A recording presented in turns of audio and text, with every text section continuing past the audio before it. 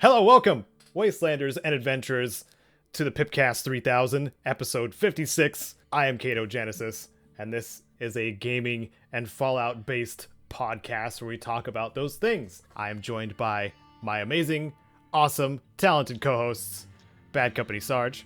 Yo. And Jared of Jared Gaming. Howdy. And funny you should say that, Jared, because we're in the Wild West of gaming and things that happen. Pew pew. In gaming. I don't know where I was actually going with that, to be honest. I was just waiting with anticipation and confusion. For me to just totally botch the end side. No, for you to segue that into something, because Yeah. I had no idea where you was going, I was but ready I was too. 100% on board. Same. Okay, well, let's play it off and act like I know what I'm doing. Oh, sure. When you're about to hop on your horse and go off into the sunset for a long journey, you know, but water's important. Make sure you bring your water, but also a spare change of clothes if you're working a long shift out on the prairie, because sometimes accidents can happen. That's our tip of the day. Always bring spare clothing. In case you poop yourself. Yeah, that's what's implied, Sarge. I just want everyone to be on the same page here. In case you have an accident of any kind, it could be just ruining your shirt too. So like, just keep an extra of each article of clothing just in case. You know, Because I would work 12-hour shifts in security And just keep pooping himself. That Sorry, just non-stop. Sorry, I'll stop. well, there was that one time I had food poisoning during my training. Ooh. Oh. Which wasn't a happy time at all. But anyway, yes, that's the main gist. If you're used to working, you know, long shifts especially, be prepared, because it'll happen. It's just a matter of time. Like the apocalypse in the games we play. Okay. And you want to take the comment of the cast and give some context? First of all, thank you, part of the game, and Bob Big Wheels. Context: our last episode, 55. We're on 56 now. Wow. I'm even losing track. Was about class action lawsuit that was put up against Bethesda when it came to DLC and the Game Pass the Season Pass for Fallout 4 for its all future DLC being free as the quotable, and then like considering that Creation Club content, which is their additional DLC that you can pay for, being under that umbrella. I'm hoping I'm explaining this right. I think so. So it's one big legalese mess, and also like they got them by a technicality kind of thing. So Yeah. We don't know I don't think anything has necessarily happened with it yet, but I think something's probably going to. Yeah. So if you want to hear that was a pretty long topic from the last episode we did. It was a pretty long and drawn out one. It's good. It's a good conversation though. And thank you again for those who commented and talked about it. If you want to be a comment of the cast, that's how you become one. You engage with, you know, whatever we're talking. It's actually not that hard. You just leave a comment about what remotely something we're talking about, and we might pick it. Mm-hmm. And we don't pick the same person each time. I make that a point because we have a list here of people that have commented before. So I'm good at reading short things. Like, give me a sentence or two, I will smash that out of the park. How about I'll read part of the game, you read Big Bob Wheels part. How about that? If you're down for that, I'll do it. Okay. It starts off with a user by the name of part of the game. They are technically DLC. DLC stands for downloadable content. Mods are downloadable content, and since Bethesda themselves curate that particular place to download those mods from, i.e. those game modifications, which is what all DLC is considered, because all DLC modifies the game they are for. Bethesda is bound to its own agreements it has made. Yep, and then Bob Big Wheels replies saying, I would say that DLC is for content and not in the base game upon launch, but you get from the publisher. Bethesda has used the term DLC for the larger Fallout 76 updates that are free. And then part of the game responded to at Bob Big Wheels, but again, because the mods from the workshop are curated by Bethesda and therefore endorsed by Bethesda, they are still by Bethesda. It doesn't matter the size made by Bethesda directly or not, as soon as Bethesda puts their seal of quote-unquote approved by Bethesda on it, excuse me, it is their product in some form or another. Plenty of mods aren't allowed on their workshop pages, whereas if they sell some of these mods, they are directly profiting off of what is being argued. What is considered DLC? I'm firmly in the camp of, by the wording alone, mods are DLC, by the very name itself. DLC, downloadable content. And their pass said all DLC would be free. Not free, up until a point. Whew. Okay, so that's that over. We have quite a few news things to talk about, a lot of them Bethesda oriented. Where to start? With the big news that we've already talked about before and nothing new has actually really happened apart from it's official now. Microsoft bought Bethesda? Oh my god! Wow. 7.5 billion? Just for Fallout? That seems crazy. Yeah. So, they actually got ZeniMax, the company that's on top of Bethesda. So, the purchase makes more sense. It's just gone through now. It was given the green light. The official acquisition has happened. And, it's just happened. We've talked about this before. Come on. We could draw it out a little bit more with the other things that are, Yeah. underneath it, right? Yep. They spoke, or did like an hours long YouTube video. They where had a bit of a chat. Yeah, spoke. The great Todd Howard speaketh. He did. We've got a quote from him to mention a little later. Let's do. scrape at the scraps first. But yeah, they were in a little arena, room. I don't know what they're called. Places where you can go with other people. I've forgotten the names of them already. Things where panels happen that we haven't been to in over a year. Yeah. I haven't left this house in so long. But yeah, they were in there. The conversation they had was very nice. They specifically made sure to point out as well that this isn't a news thing. This is just them kind of talking it through. So it was fairly casual. Everyone seemed pretty happy about it. Seemed fairly enthusiastic. They talked about like past memories of, hey, we're going to get Morrowind on Xbox and how they'll work together to get that done. And it was quite nice to just stick on in the background and listen to people who were talking about a long history with video games. Yeah.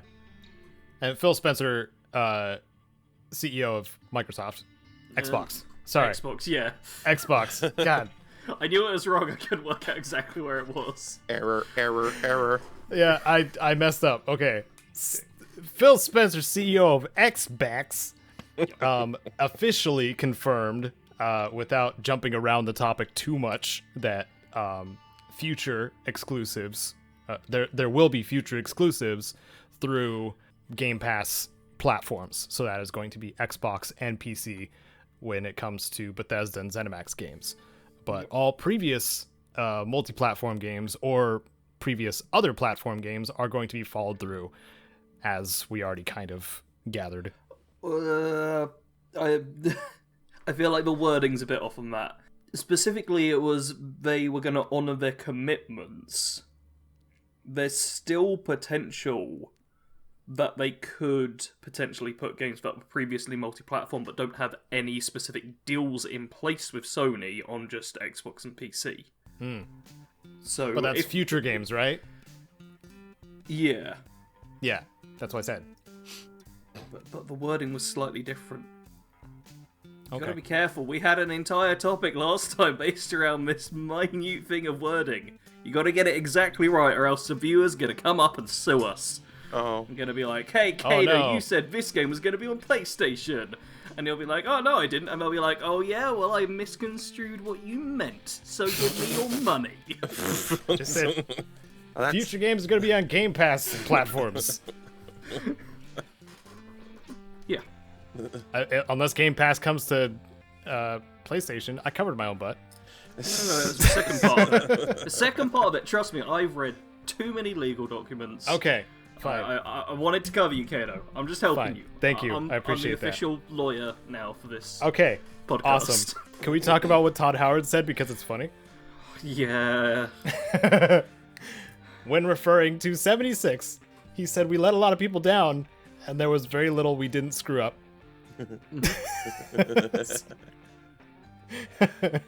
That's a quote Yeah. from the great and powerful Todd Howard. Yeah, he was talking about like the launch of the game and how it went really badly. Mm-hmm. And Bethesda as a company has been somewhat open about this as well. Yeah. For like the past couple of years. Or 2.5 years now, I suppose. So this isn't too much of a surprise. But this quote got a lot of people excited. Literally the first thing I saw after someone reading this was, yeah, now they're going to get rid of Fallout 76 and make Fallout 5 instead. Which just... It was a head in hands moment. It was like, that is... Because that's how that works. That is exactly how it works, yeah. What do you think this is Anthem? Ooh, ooh, ooh, ooh, ooh. Come on, man. Is that wound too fresh? It's not wounded, it's dead. Anthem is actually dead. Anthem is white dead. I will say as well, another quote they said in there that people aren't paying much attention to is that now Fallout 76 is one of the most played games on Xbox. But it sucked at launch, so they should just scrap it. Yeah. Likely assisted greatly by the Game Pass availability too. Yeah. And that's how they get their claws in you too, with their their micro transaction / DLC. It's probably it already comes preloaded with the game, so whatever. Atom Shop thing. Yeah. Yes. And also Fallout First. Yeah. I think that my Fallout First actually runs out at the time the PIPCAST goes live. Hmm. I did 1 full year of Fallout First. Oh my god. And it was good while I had it. Yeah. Don't have it anymore though. You'll probably have more scrap than you'll ever need. I don't know. I remember that the character I mainly played was like almost out of lead anyway. Oh really? Yeah. Whoops. It was a bit annoying, but I don't At least play the enough for it to stash matter. limit increased. Yeah. So there's that. It was 400 Yeah. for the start of the game. We should probably mention the games that are now on Game Pass as well. Yes, we should, because there's some good ones. Yeah. I mean, I know everybody's in the mindset that Bethesda doesn't make good games. Yeah, all of these are trash, to be fair. Because we all play bad games all the time. Yes, the company has invested billions of dollars into just garbage. Yeah. On purpose. Yep. And Microsoft threw 7.5 billion at trash. Yeah. So just to make sure that they could, dig it out of the bin and make some money off of it. Okay, the Bethesda Softworks collection. I think Rage 2's been on there for a little bit. Yeah, but- few of these I'm pretty sure were already on there. Elder Scrolls 3, 4, and 5. That's Morrowind, Oblivion, and Skyrim, and Elder Scrolls Online. Yep. The Evil Within, just the first one? Just the first one? Yeah, that's what I'm seeing. Yeah. I wasn't even... Oh yeah, there are 2. Yeah, Yeah. you call yourself a fan? Yeah, they're horror games, though. Not really. That's true. To be fair, I never played either of them. So Yeah, I haven't either. they were before. So none my of us are channel. fans. Doom, 1993's Doom 2 and Doom 3, and Doom 64. Oh, Wolfenstein, The Old Blood, and The New Order. The New Order. game. Dishonored 1 and 2, and Doom Eternal, Standard Edition. great. Uh, I own like isn't Doom all of 2016 these. in there? Yeah, I know, right? Doom 2016 wasn't on there. Oh, it's not. And I don't No. know why. Huh. Maybe they'll bring it a little bit later, but that one I was like, wait, why is that not on there? That's the best Doom game. There was That's why it's not on there. like twice as much platforming in that there, Sarge. No. So I did a mildly annoyed tweet about Doom Eternal. Because I uninstalled it recently after Hold playing on, it can you very hold that briefly. thought? I need to Okay. finish. There's like 2 more. Sorry. And I wanna emphasize the importance that Prey is also on the Game Pass, and you should all play it Yep. because it's good. It's a good game. Talk about the first one. Prey 2017. Oh, so they're sort of quote unquote remake or whatever. The reboot. Yeah. Yeah. I own that Or basically already just too. an entirely different game with the same name. It's a different game. Yeah. But it's really good. And Fallout 76, obviously. Okay, go into your rant, Sarge. Doom Eternal has stupid jumping puzzles which suck. To be fair, I have to say something, Sarge. You're right. That platforming in a first-person shooter is like the worst thing ever conceived in games ever. I freaking hate it too. To be fair, though, I've been playing the original Doom, and there's a fair amount of platforming in that as well. Just like in a really redundant, like not redundant, but like a really simplified way. So it's not uncommon for the series. Still really annoying, and I still really agree with you. Yeah, Doom Eternal just ramped it up too much for me. Yeah. Like, well, they got the grappling playing combat hook in that and game, yeah. all that fun stuff. I thought you were just going to stop dead after Sarge, you're right. No. Why would I stop just- there? Because it would have been... It would have had comical timing. I can't that's all I'm agree saying. with Sarge. Just because I have before doesn't mean I always do. No, okay. All right? Just calm down. I just thought it would have been funny, that's all. Yeah. But you're right. you do agree on the Oh yeah, platforming and shooting is just just platforming in general in first person anything, it sucks because you have no point of reference of like where you're gonna land. Platforming in platforming games, you've always got the mechanic where you can like kind of use your character's shadow to figure out where you're gonna land and not fall in the lava or whatever. You Yeah. can't do that in a Unless- first-person shooter or a first-person game. You just don't have that perspective. I will use I mean, we're going to talk about it a little later anyway, but Dying Light is a good example of, enough mechanics to back up the platforming, Sure. like making that a central pillar of its gameplay, which Yeah. really, really helps. And also, they just give you a grappling hook later on that you can just zip to another building without regard for gravity. So That's much more freeform platforming. Though. Yeah. My big Yeah. problem with Doom Eternal was a When case it's- of, here's the one way you do this, keep like trying a until corridor you do it of right. platforms kind of thing. Yeah. where it's just like you have to go this direction, Yeah. and if you die, it's gonna happen a lot. Yeah. And it's not like Yeah. in Doom, you're not parkouring anything. You're just, Right. I'm big Doom guy. Me go that way. Dying Light is very elegant and precise. And like you said, Yes. it's designed specifically to use those mechanics to drive the narrative and the gameplay. And it works perfectly. But yeah, games like Doom and other first-person titles, yeah, it's platform. Every time I play any first-person, like whether it's a shooter or whatever, it could be any game in first-person, and there's platforming, I'm instantly pissed off most of the time. I'm just like, why is this here? Because most of the time, like Sarge just said, it's like do it until you get it. Like you're gonna just fail, and it's just a lot of times it ruins the pacing.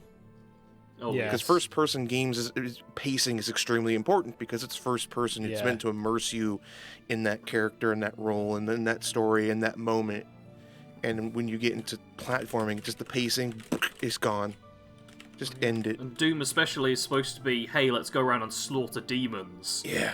And be like one of the best FPS games ever made. Yeah. And I was spending less time in combat than I was just trying to jump at a weird angle. And it was like, no. Yeah. Just wasn't worth it. Yeah. But you can play that game on Game Pass! Yeah. Yeah. Just to see if Sarge and Jared are right. Yeah. Yeah. Hey. I mean, I've never been wrong, so I guess I exactly. have to be right. Exactly. I saw one that I failed to mention was Wolfenstein Youngblood, but I think anybody Oh, yeah. can just skip that one.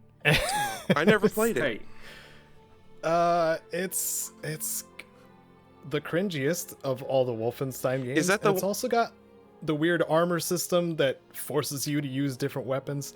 It like really RPGifies the shooting, and it's kind of annoying. Huh. That's the one where Yeah. you play as like Blazkowicz's kid. Twin daughters. Yeah. Yeah.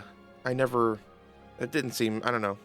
Like I'm a Wolfenstein fan from the beginning. Like maybe not the very beginning where it was like really like Atari, but like Wolfenstein 3D back in the day on DOS. Yeah. I mean those games like it's on the same level there with like Doom and stuff like that. So Right. Wolfenstein is definitely one of those games that's been around for a while. But yeah, that I think that's probably why I never played Youngblood, because It was like it was like the first misstep after so many good like Wolfenstein rebirths. I know the other one that they did was pretty okay. Like the first one that Bethesda did. What? Wait. Wolfenstein? Or Bethesda? Yeah, I was The saying. New Order? Yeah. Was that the first one? I think yeah, so. that's really good. Yeah, I'll be talking about that at the end of the Pipcast as well. Yeah, no, I'm just saying like that one was good. I never played the Colossus and I never played Youngblood. Maybe I worded wrong again. I don't was praising the other ones, and Youngblood sucks. No, I think I was just agreeing with you. Oh, okay. Because that's what I do. I agree to your agreement. Anyway, yes, Game Pass is still the best deal in gaming, especially now that a whole bunch of Bethesda stuff is going to show up on there. Probably release day. We're going to hear something from Bethesda sometime this year about, Starfield / something else probably. I really hope so. We need something, Yeah. Yeah. And- I need green arrows again. I miss them. Like it's that mix between like Obsidian 2, the Avowed stuff, Starfield, Elder Scrolls 6, like something like Yeah. I am so hopeful that either Avowed or Starfield comes out this year. yeah. If it doesn't, I am just gonna start bleeding money, I think, on the channel. Can't go back to retail though. Don't do it. Oh god, no. No, I've got myself set up. I did the retail so I could bleed money for a short while. It's fine. Speaking of, I don't know. Speaking bleeding. of bleeding. We were just speaking about Obsidian. That's a better one. Nah. Okay. Go ahead, Sarge. There's a new DLC for The Outer Worlds. Yeah. And it looks like it's going to be some sort of murder mystery style thing. Yeah. And we all know how great the previous DLC was, wasn't it? Yeah. Yeah. Apparently, I almost knocked my soda over. Whoops. Oh, Caedo, did you not play it? No. Well, Jared, you'll have played it, won't you? I think so, because I think, I played it not too long ago, and I think the first DLC was included with what I got, but I just don't remember. Can you remind me what the first DLC was? Peril and Gorgon, or something like that? I don't know what it is. Yeah, you go to Sounds like it might be right. you go to like an asteroid or something. Yeah. I mean, I vaguely remember. pretty sure it. that happens in the main game Well- as well. I think this kind of just sums up the Outer Worlds in general. It's just kind of like, I don't really remember. It was okay, though. Yeah. You know? I think Outer Worlds is a good game. Yeah, I mean, it's fine. It's It's a good game. It exists. Yeah. it's somewhat Yeah. forgettable, obviously, Yeah. because I can't remember. I- I enjoyed it. I mean, Yeah. it was complete at least. Yeah. You know, Yeah. like, It's a solid game. It's perfectly fine. yeah. And that's why Obsidian is the best developer ever to exist. Yep. There it is. Yep. I think we can turn this into a Obsidian. What would we call it? Spacer's Choice podcast. Let's do it. Podcasters Podster's Choice. There we go. Boom. We could just change the jingle to be "It's not the best choice, it's the Pipcast 3000." It just doesn't rhyme at all or fit, and we just speak it instead of sing it. Because Nice. yeah, Awesome. Yeah. Well, the murder mystery takes place in Rizzo's type place. Rizzo's is one of the corporations that makes, food that makes your body think you're not starving to death. Is what food does. Yep. But in reality, everybody is starving to death. So yeah, that's Tell me in the about game. Oh. In the Outer Worlds. That I mean, my shopping hasn't shown up yet, so I'm definitely starving to death. Oh, you had ice cream. yeah. Shh! Don't tell them that. He had broccoli. Oh no, I've not had vegetables in so long. Oh, Yeah. Well, Well, gosh dang me it. neither. So You know what else we haven't had in so long? spin me. Marvel's Avengers news. Oh, Well, Oh wait. I was gonna say spin me a tale, Caedo, Okay. and then you went. Sorry. And then you skipped it. Caedo skipped a news story. I skipped it by accident. I can read good. Spin me a tale, Caedo. Tales from the Borderlands is now available on the everything, apparently. And for the first time, the Epic Games Store. Ooh. So I don't know, just play it. Yeah, Yeah. definitely. That's it. If you're a Borderlands fan, want to know what happened to Scooter? Yep. Should probably. You want to know why we're so sad? Yep. No. I tend to be quite upbeat about it. Tales of the Borderland is a storytelling masterpiece, in my opinion. When I played it for the first time, it was one of the best freaking games I think that I played in a long time. You're gonna laugh, you're gonna cry.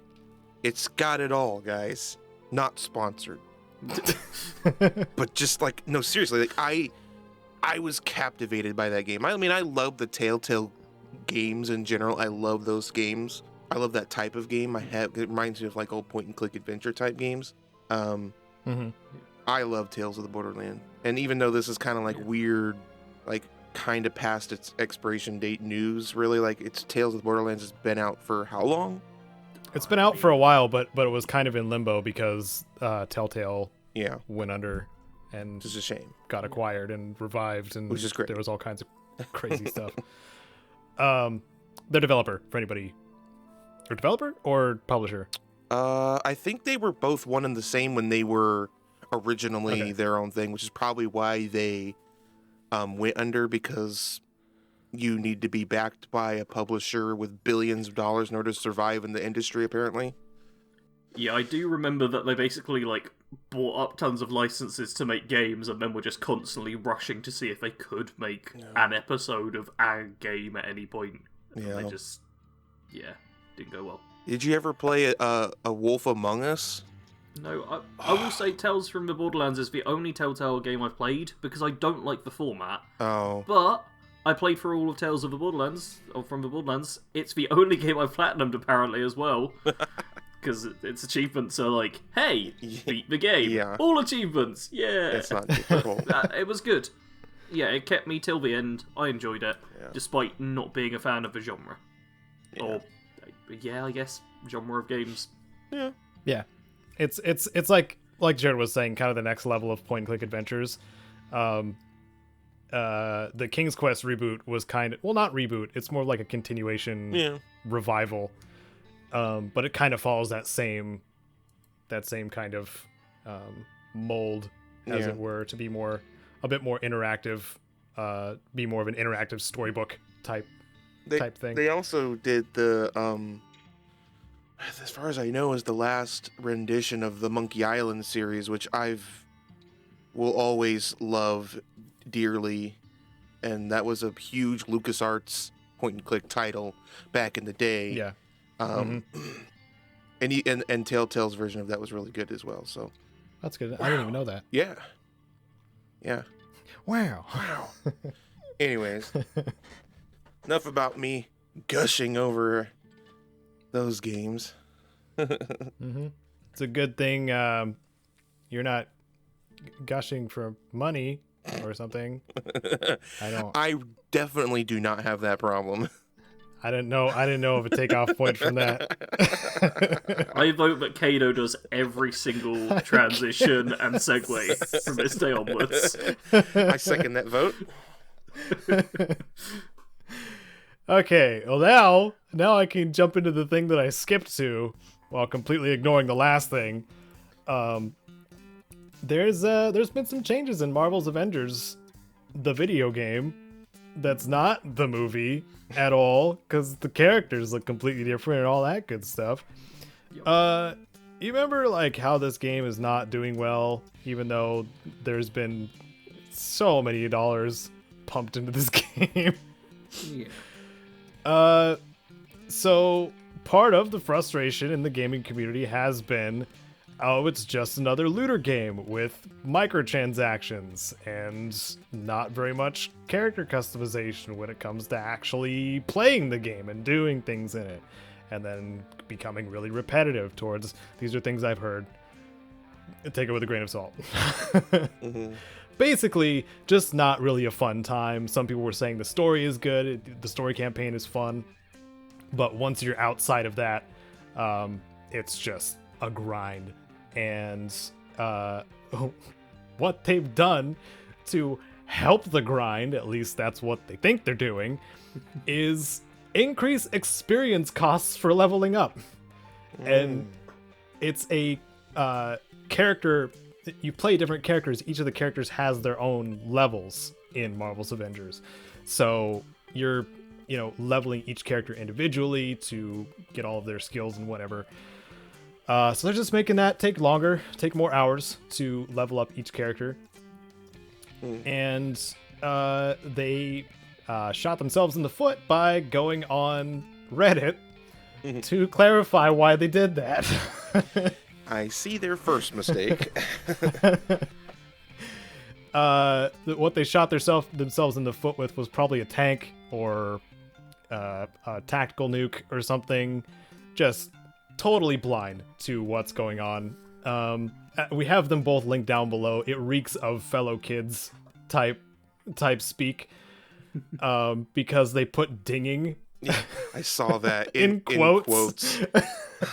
I saw that. I was like, it's just like kids don't call it that anymore. At least I don't. I haven't it used heard to be that a term World of in a Warcraft long thing. time. It used to be a World of Warcraft thing, but I haven't heard it unironically stated. And I want to say that term started with, was it EverQuest? I think. Was it EverQuest? I think it so, might have been. because I think there was a very audible like ding that was very iconic in that game, and that's why it started, and that went over into other MMOs, obviously. But I want to say it was either EverQuest or like, I'm having a trouble remembering what this other one was called, but it's another game that exists that may have had it, but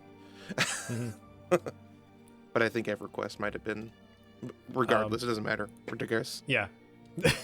But for those who don't feel like clicking on the link and reading, I could read out a couple of pieces of this Reddit post, and yeah, it's sitting at 0 karma. Yeah, I'm not sure why it's not in negatives. It's only got 30% upvoted. I think that's just a setting in the subreddit. I just downvoted it. Ha! We wanted to offer more clarification and details on the recently announced XP change. We did not change XP to increase the grind for grind's sake. Our initial blog was not comprehensive enough to convey what we were doing and why, so we caused confusion. We get it. So what are we doing and why? Currently, as you get to higher levels, XP required between levels didn't scale well, but your ability to crush enemies certainly does speed up at higher levels. So you could end up leveling up dinging, in quotes and parentheses for some reason, 2 to 3 times per mission, with missions taking about 10 to 20 minutes in length. So what's the problem? This is great, you might say. You might. The problem we're seeing and hearing was that you would immediately get more skill points than you had time to review, apply, and get used to before embarking on your next mission and gaining your next few levels. Hopefully you can see the issue here. So I don't really have to read any further on. Poor little me not understanding how to play these video games. I'm just getting overwhelmed with all these perks. If you could just slow it down for me, that'd be great. could just use, like, as a recent example, I'm gonna use Cyberpunk for this.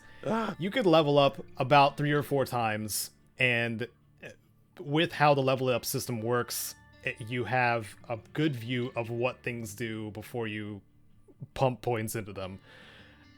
Like, they're just saying this just to justify it. There's no there's no reason for them to change the XP system now except to get more hours out of the players they still have, and potentially, more money, which their microtransactions did get a discount that was initially announced, and now it's going to be like a permanent change as far as I know. Because obviously they're just losing money on the game at this point. But they don't want to lose it, entirely. So this I will say the comments on my Reddit post are quite they're so good. They're so good. If you just want to see some comment fodder, it's... Well, what I'm enjoying is it's like people are annoyed, but they're not being like swearing words that I'm not allowed to say on the PIPCAST about. Oh, no. They're being like very rational and just like, no, you've messed up, this is wrong, you could have like done something better. In fact, the very top comment, which has been given like all of the awards, just says, this is a terrible move, leveling up was never the issue, the lack of content was. Ooh. Yep. Just real simple, There it to the is. point. Yeah. The truth shall set you free. I like the second one that references Anthem. Oh yeah. Any game that already has a grind aspect to it, increasing that grind, like it's just to inflate playtime numbers, and it's annoying. Yeah. Because they already calculated out for their store's purpose. I guess now that they've reduced the cost of microtransactions, they have to increase the amount of time people will see it by forcing them to play longer or something. I don't know. It's stupid. Yeah. It doesn't help that it's obviously already a cash cow type of IP anyways. I mean, you're making a game based off of a popular movie series.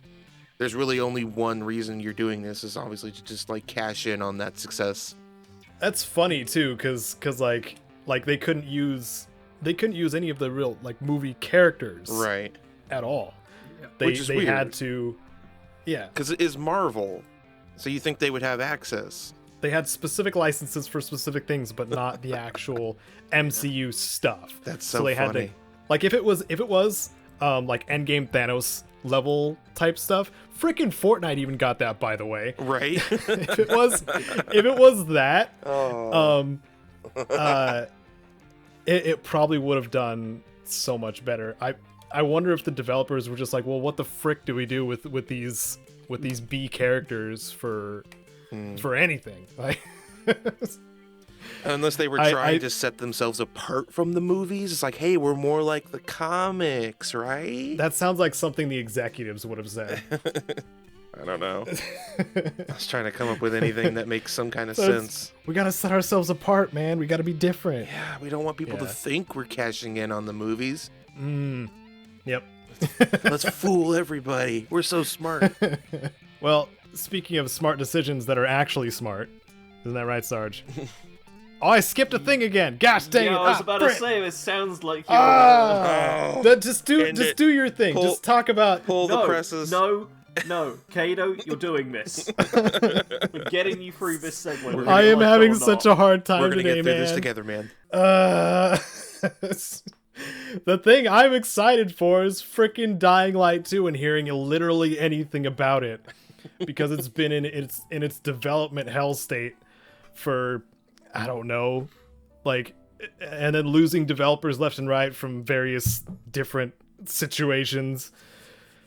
But we have something, thanks to the official Twitter for Dying Light, that we're getting something related to Dying Light 2 on March 17th, which is going to be possibly another trailer or just a status update, something to, pump into my veins for the next, year or so. So I'm stoked for that. I was just talking about Dying Light earlier. It's just a solid game. It's a solid co-op game. It's a solid zombie game. It's just a solid game, and it's going to be even. I'm hoping that it's going to be even bigger than the first game, with the amount of zombies on screen and stuff like that. What was another game that bragged about that? It was the Capcom one. What Dead Island? Dead Rising. Yeah. Which, I mean... Dead Island was also a Techland game. Yeah. I say Dead Rising at the time when that first came out, it was kind of spectacular what they were doing with all that. Oh, yeah. It's really impressive. I still don't know how they did it. That's so many things on screen moving and shambling around. Yeah. But yeah, stoked for that. March 17th. Something else is happening March 17th. Oh, yeah, the Outer Worlds DLC. Both of those things are happening on the same day. Just to be clear, Dying Light 2 isn't out in any state yet, is it? No. Okay. It's got a 4.6 out of 5 on GameStop, though, apparently. What? Yep. It's got a great review. Wow. What, does the review say anything? No, one second. Access denied. Oh. You don't have permission to access GameStop.com. You are not Awesome. You are not a registered time traveler. You cannot read that review, sir. Yeah. It's just the first thing that pops up when you see the Dying Light 2 side entry on Google. It's 4.6 out of 5, so great. Awesome. So your thing, Sarge, that you wanted to talk about because you play the Warhammers. That is literally the best segue I've ever heard in my life. Perhaps you would like to divulge the war with the hammers Oh god. to the listeners, Sarge. 40,000 of them, if I remember correctly. Okay. Couple of bit of Warhammer based news which I found, and it's quite good stuff. Oh, what is There is on YouTube, there's a really good Warhammer 40k short cinematic series called Astartes, which one person made, and it's just big old space marines going around. There's not dialogue and stuff like that. It's just cool looking stuff. The story's told through the visuals.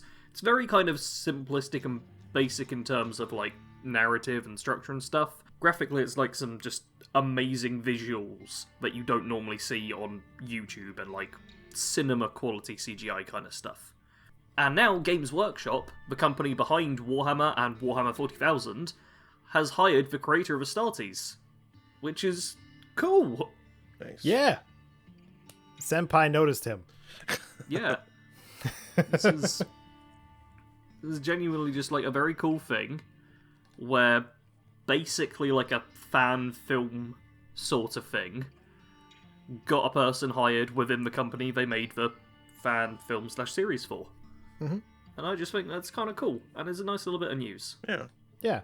Whenever something like this happens, it makes me really happy for that person. It's very unique to gaming. It seems like you get a lot of fans that will make something really amazing, and the developers will take notice, and then they'll hire them. You don't see that in many other professional circles. Most places, we need to see a degree and 6 years of experience, even though we've only been here for 1 year, blah, blah, blah. And yeah, there's only one example I can think of outside of gaming, and that, I might get this slightly wrong, but I think it was 50 Shades of Grey was originally wrote as a Twilight fan fiction. Oh. Huh. Well, if it wasn't, it will be now. Yeah, that's the famous one outside of just Yeah, I mean gaming that I know it definitely does happen outside of gaming, but it just seems like you hear this happen a lot more often than outside of gaming, and it's really Caedo says, really cool. There was a modder for Skyrim that got a similar situation. That was the Falskar creator, right? Mm-hmm. Yeah, Sure was. Because they just made a huge DLC. Expansion size Oh. Ooh, Oh no! Oh no! Oh no! mod project. The lawyers are coming! The lawyers are coming! Part of the Help! part of the game who commented the cast is coming for you now. He's like, I specifically explained this. No, you're right. And Falskar was a pretty deep for quest mods. for Skyrim, which for me I'm very picky about. Very picky. Because when I do mods for Skyrim, and it's, I don't know, silly to say sometimes, but I go for like lore friendly, immersive mods, and Falskar was one of the better, like, large sized mods for Skyrim. It wasn't super, like, it wasn't perfect, it wasn't, you know, it had its flaws, but it was pretty impressive and a great example of that situation, I think, as well. That's good. It's just, like you said, it's cool to see. Glad he's got a... What, can we get his name here really quick? I can't pronounce it, which is why I wasn't saying it. Tao? That's Syama Petersons? I don't see a name. Could be. Syama Pedersen. Oh, I see it. Sayama. Yeah, it sounds right. Peterson. Yeah. Sayama. A very talented individual. Heck yeah. Yes. I don't know what their YouTube channel was. You can just look it up. It was just like Astartes. Yeah. I think. One sec. I'm gonna quickly check on it. Yeah, it's just called Astartes, I think. Okay. Yeah. I'd be curious to know what kind of. Oh wait, no. But it's only got one thing on it. Unless all of them have been deleted now? That can't be right. It's okay, it's actually quite difficult to find now anyway. Huh. Because it's all just tons of news videos. Dang it. You know what, let's see if... I was going to Corridor Crew to try and find a link to it. Corridor Crew Warhammer? No, they covered Astartes. They did. And I thought they might have linked it in the description, and it does not appear to be there. Yeah, but if it's the first one, yep, found it.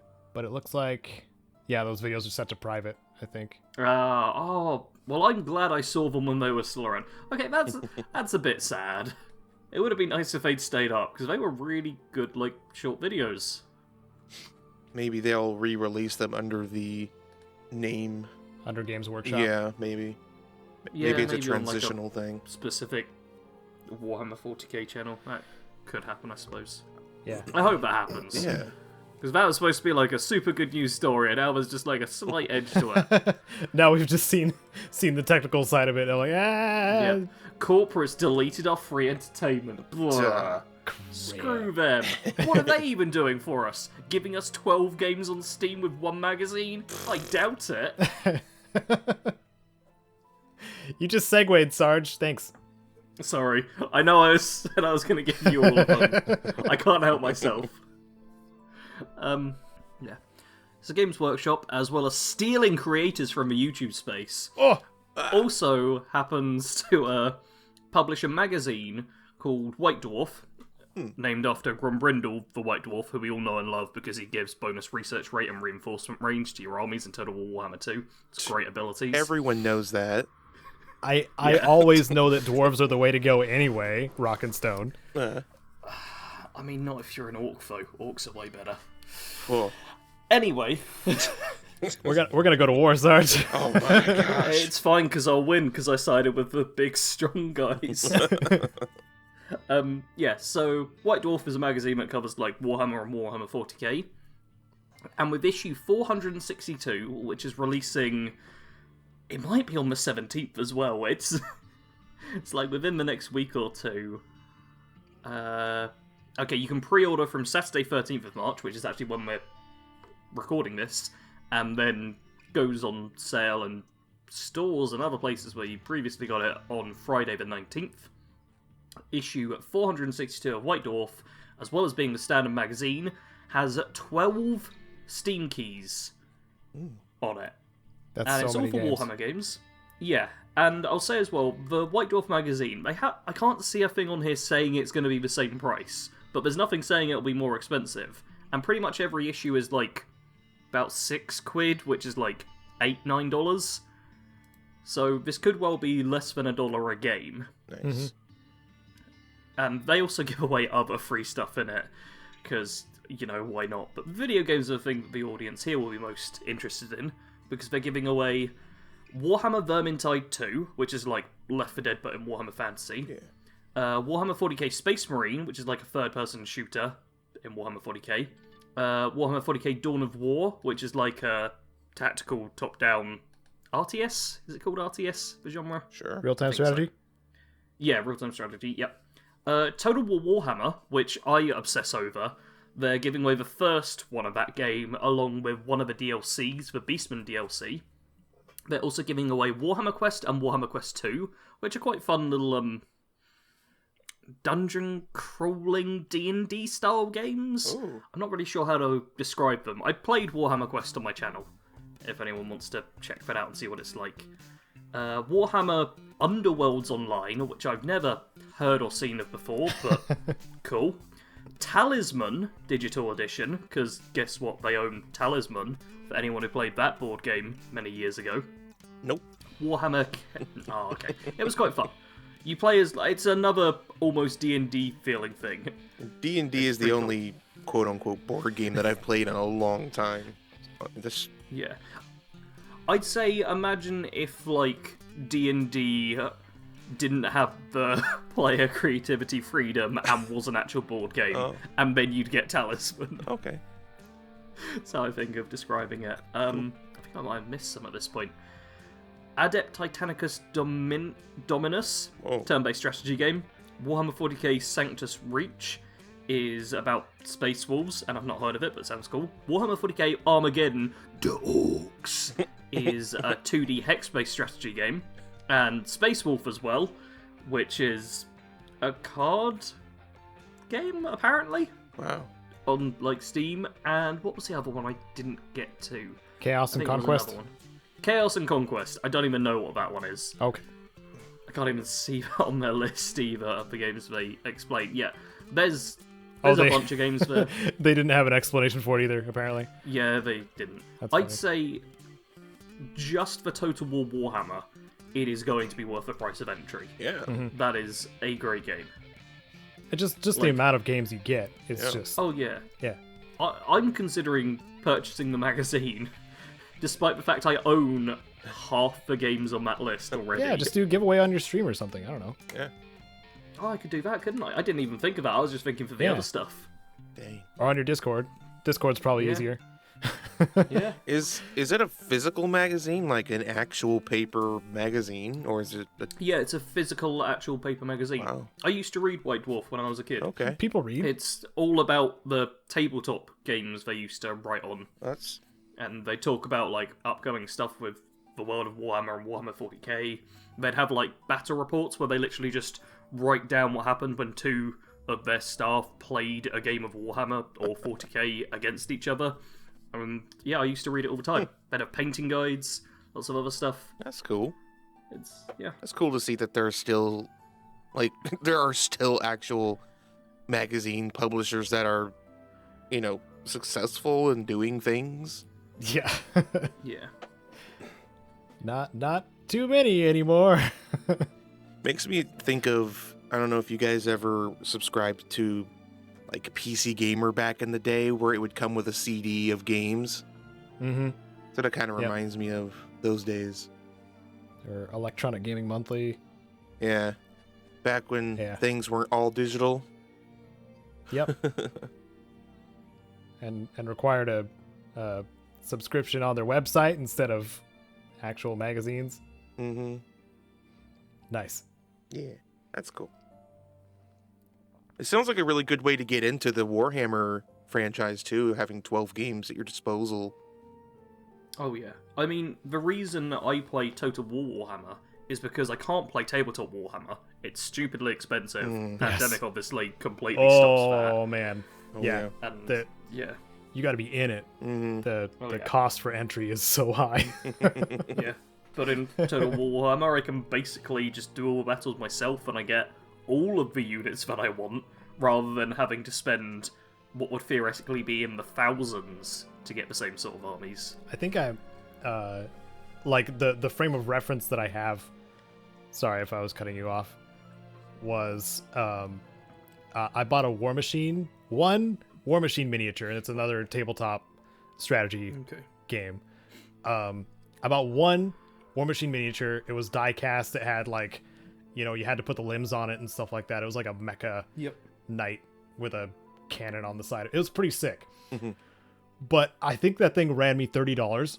And that's just one unit that I had to put together and paint.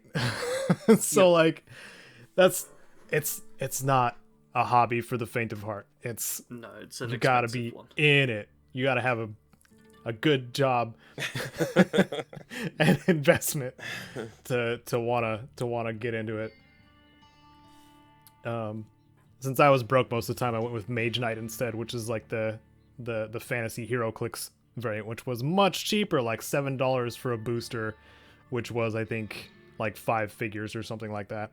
A lot easier to get into. But I don't think Mage Knight exists anymore, so I know that Warhammer does have a few like standalone boxes where it's like, here's 2 armies in a box and you fight them against each other. And they've also got like a few offshoots. Like they had a naval battle one, which is its own game set in the Warhammer world.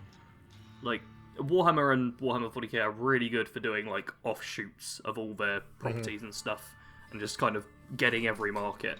I mean, the games are an example of that. Oh like, yeah, pretty much every genre you can shake a stick at. It's there. There it is. Video games. Wow. So many video games. You know what? I forgot to mention that our Fallout topic is going to be about video games. Oh wow.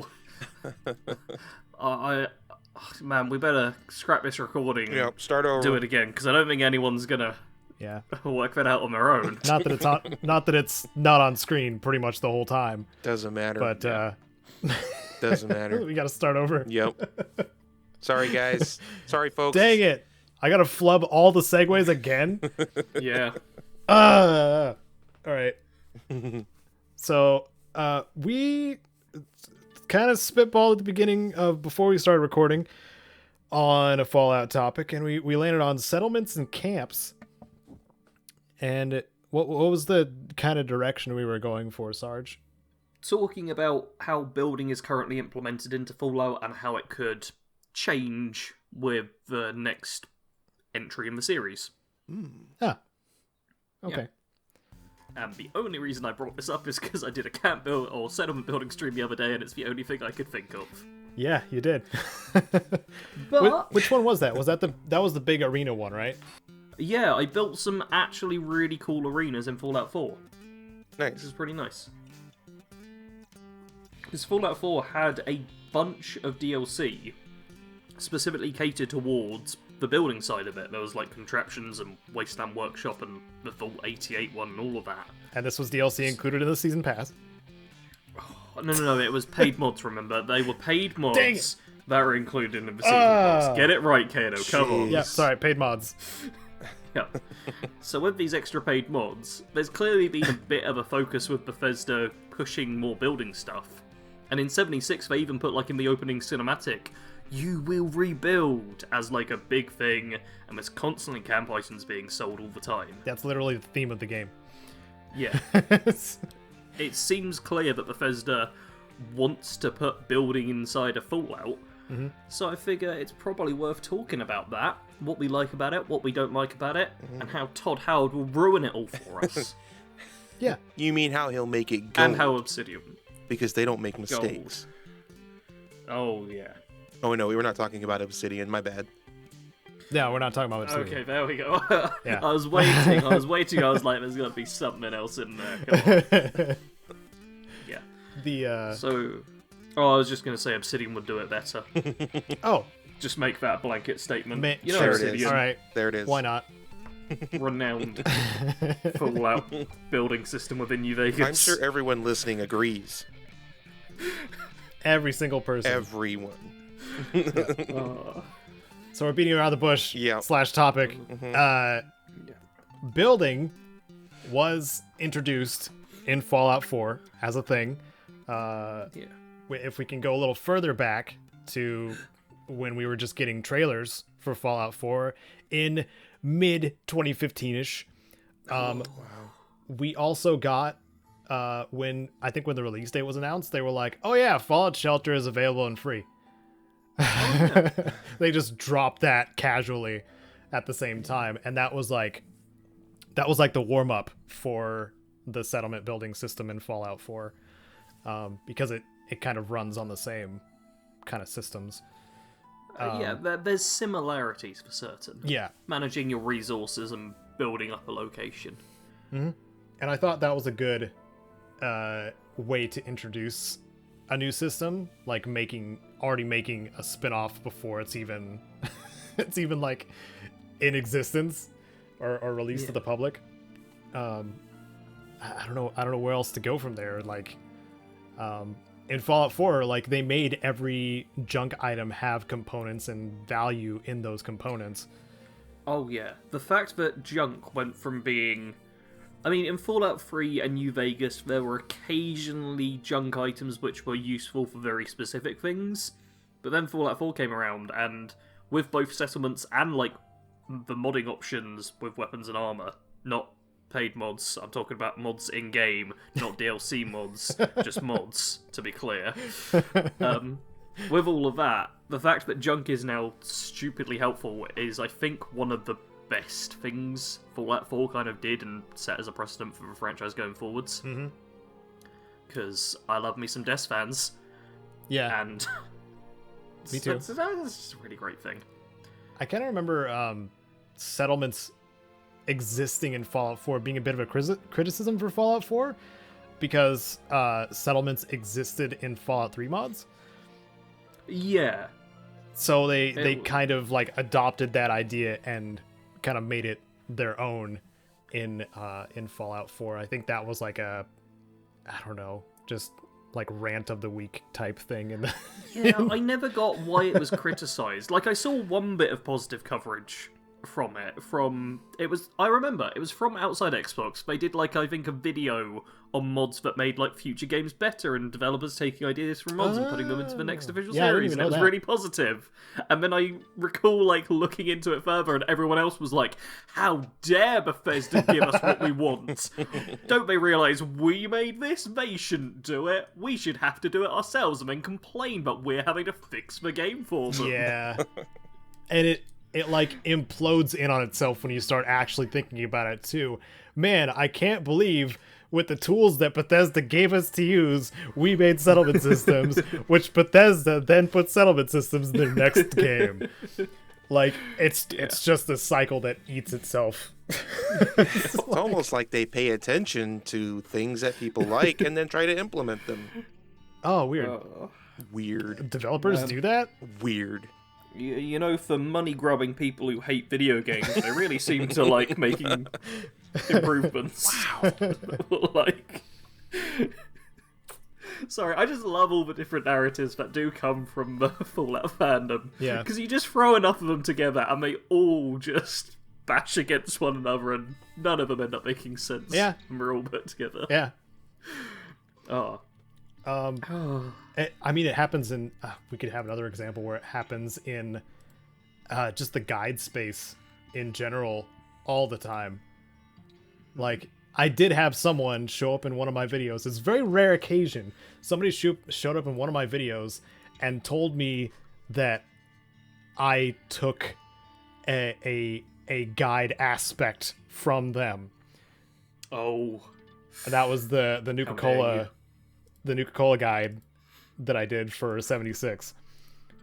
They were just like, you took my format. I was like, no? What? I can't believe you steal from a smaller creator. And That's terrible, Caedo. And the hilarious part, I don't want to bash this guy too much because they didn't seem to have too terribly much experience with YouTube in general, which is fine. It's not a controlled environment in which you get to learn very quickly or just flounder a lot. What was the point I was trying to make here? It's iterative, like we were talking about with Shadow of War and Shadow of Mordor and stuff like that. Like, I'm not copywriting things that I'm doing in a specific format. It's just whatever works for me and whatever I think is the best for the viewer. if I were to start like being like, no, this is my way of doing things. If you're doing it, you're not allowed on the internet. Like, yeah, that's no the same. fault is independent. Yeah, that's the same thing as you know, innovation in video games. Like once, you know, people will have their own spin on it, but some things will be similar. That's just how it works. Yeah. Sorry, I brought it home. Good. There we go. That's alright. Yeah, I think with that as well, wasn't like sim settlements in Fallout 4 like a big mod which had like your settlers kind of take care of the settlements themselves more? Yes. I mean, you can tell me if I'm wrong. I don't use mods, so. Mods. hoping- Yeah, I don't know. Sim Settlements was a great mod for like something like an addition to this building your own settlement type of thing, because it did kind of sort of automate the settlement, make it feel more like a living, breathing entity instead of just like something that you plop down and there it is. Yeah. I used it a little bit. I haven't used it in a while, so I'm sure it's changed a lot since I last used it, but it's pretty cool. Like, you'll set a plot down, like, it almost kind of felt like you were playing like Sim City, where you have like, you draw out residential zones or industrial zones or commercial zones. It was kind of the same concept, where you plop down a thing and something would plop up over time and it would change over time. It was kind of cool. My wonder is if Bethesda will do what they did with the settlement system, but with improving it by looking at mods like Sim Settlements and being like, oh, okay, in the next game, let's just make that. Because we know it works, we know people like it. Yeah. Let's just go with it. And I'd be down for it. Yeah. I think if they take their improvements from the mods, that's a good thing. Yeah. Yeah. I mean, they have the basis for an actual city builder game too. Like, it's pretty solid at this point. I think it's one of my favorite things about Bethesda and their games is the modding community and how strongly they influence the next iteration of games. Because I remember, like, even from like Morrowind, I think it was either from Morrowind to Oblivion or like Oblivion to Skyrim, like, you didn't have like light coming through the windows when you were outside, and there was mods for that, and then you started seeing that in the games. It's a small nitpicky thing, but it makes you wonder. It's like, oh, did they see that people really like this mod because it adds to the, you know, the immersion factor, and then implement it in their next game? It's possible. Well, I think just in general as well, there's always a thing where you get a dozen people to look at something, and people are going to look at it differently, as opposed to if you're just on your own reading through the same thing a dozen times. I haven't said that too well. And I don't know how to salvage it. Oh, no. You're not me, Sarge. What are you doing? Yeah, imposter. Oh, no. I jumped in too early before I'd fully formed how I was going to say that. Are you already drinking your soda? I am. Quick, drink it again. Did the sugar get into your brain too fast? It's no sugar, but it is some caffeine. Oh, okay. So it's ruined me. It's got the soda sickness. Yeah. Basically, having a big fan base which you can draw ideas from is very helpful, because if you look at it just from an isolated point of view, then you're going to be looking at it the same way every single time, and you won't notice something that's obvious to another person. Yeah. Developer blindness. Yeah. Well, Slash not even player just blindness. developer blindness. Just human blindness that happens with literally everyone. Yeah. I know, my big problem is with scripts where I'll do like a metaphor or I'll explain something, and then maybe I'll like send it to Caedo, and he'll be like, I don't understand what you mean by this part. Because to me, obviously it makes sense, I understand it, I'm the one who wrote it. Right. But that doesn't mean other people are going to understand it. It's because people don't see things the same way. It's the value of multiple perspectives. It's Sarge is good at metaphors and everybody else sucks at them. That's all it is. That's what I meant. Precisely. And no, my audience just aren't as smart as me is the problem. Make sure to leave your Sarge hate comment. Yes, down below. please do. I could really do with them, to be honest. Back to the topic specifically. One thing I did want to ask you guys is basically settlements or camps. Okay. Because from Fallout 4 to Fallout 76, it's changed quite a bit. Yeah. Settlements had people show up to them, you had settlers come through, but they were locked down in one place. Camps, you could move them almost anywhere on the entire map, but it was just for you, basically. Yeah. So Which something system deployable, would you like them to focus on? kind of thing. I as think a, as a I think it really depends on the type of Fallout game we are talking about. If we're talking about another multiplayer experience, or if we're talking about Fallout 5 single player experience. I'd say, yeah, talking about Fallout 5 as a single-player RPG like we've seen with, like, 3 and 4 in New Vegas. More along those lines. My personal opinion, if it's a single player, go with settlements, because to me, that's more believable. Like, the camp system is cool and all, but I mean, it's a little unrealistic, just like plop down this machine that just blah, blah, blah, blah, blah, does all those things. And Oh, you mean like the Gek? yeah. Yeah. Because that's what the Gek does. Yeah. You know what, Caedo? You know what? You're right. You're right. No, I'm just saying, like, the camp system works great in a multiplayer because you're allowed to be mobile. You've got other players to worry about. That makes sense. But in a single-player game, that's not an issue. And having actual settlements, because, like, you think in a post-apocalyptic situation, settlements are going to pop up from the, survivors of the apocalypse. That's just gonna, those are just gonna be there. Yeah. Not saying that both wouldn't work. If you're a wanderer, maybe you have the ability to plop down a camp, because there's mods for that too. Yeah. So there's definitely argument for both, but for me personally, if I had to choose one over the other, I would say settlements, but that's just me. My opinion has very little value. It's a good opinion. Yeah. What about you guys? Annoyingly, I agree with you completely. What do you mean annoyingly? I don't have much to add or I don't have much to add or counter to it. If I disagreed, it'd be great. I could be like, no, I think this for this reason. Like, no, you're I agree completely with what you stupid, say. and your opinion is stupid. Yeah, that'd be great content. But no, instead I'm like, yeah, Jared, that's really good. Settlements are the main thing. Maybe a very small personal thing to go around with. Yeah. I don't know. I always like the idea of, like, pitching a tent somewhere, which sounds really weird if you hear that out of context. But no, I think it works well, because Fallout First even gave, like, the survival mode tents, which players can go around with, and something small like that, which you could customize, I think would be a nice bonus as well. In the next single player game, not like a fully functioning camp that lets you do everything, right? But just a small little area where you can kind of get some respite. If that does happen in Fallout 5, like you have the deployable survival tents, I want a full deployment animation. Oh, so much. Yeah, because those are satisfying to me. Sure. Yeah.